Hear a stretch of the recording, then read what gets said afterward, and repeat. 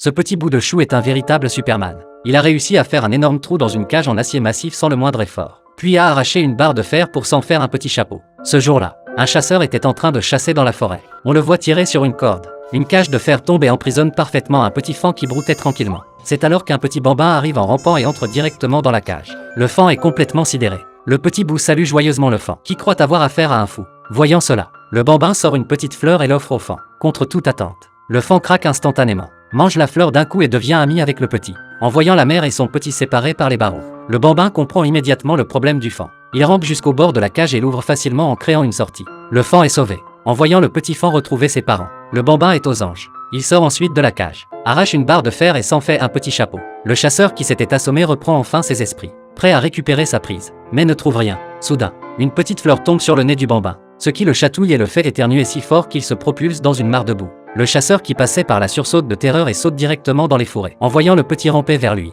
le chasseur se frotte les yeux, incrédule, puis se dit que s'il capture cette nouvelle espèce, il deviendra certainement mondialement célèbre. Le chasseur passe à l'action et fabrique immédiatement un piège sophistiqué. Tout est prêt. Il n'attend plus que sa proie. Le chasseur se cache derrière un grand arbre, entend le bruit de la boîte qui tombe et sourit comme une fleur. Mais quand il va vérifier le résultat, il en reste bouche bée. Il n'imaginait pas que cette espèce pouvait traverser les boîtes, et encore moins qu'il y avait une autre boîte au-dessus. Après s'être péniblement extrait de la boîte, le chasseur installe un piège encore plus élaboré. Entendant la nouvelle espèce approcher, le chasseur se cache immédiatement dans les buissons. Le chasseur se frotte les mains avec excitation. Mais voilà qu'un papillon passe malencontreusement par là et attire l'attention du bambin. D'un bond, il saute directement par-dessus le piège. Le chasseur en reste à nouveau bouche bée. Furieux, il sort son épuisette décidé à éliminer d'abord le papillon, mais retombe dans son propre piège. Après s'être difficilement sorti du piège, il utilise la même vieille méthode en installant un piège à cordes, attendant que sa proie morde à l'hameçon. Mais contre toute attente, l'arbre est plié en deux par cette nouvelle espèce. Enragé, le chasseur décide d'agir personnellement et capture facilement sa proie. Le chasseur tourne sur lui-même de joie,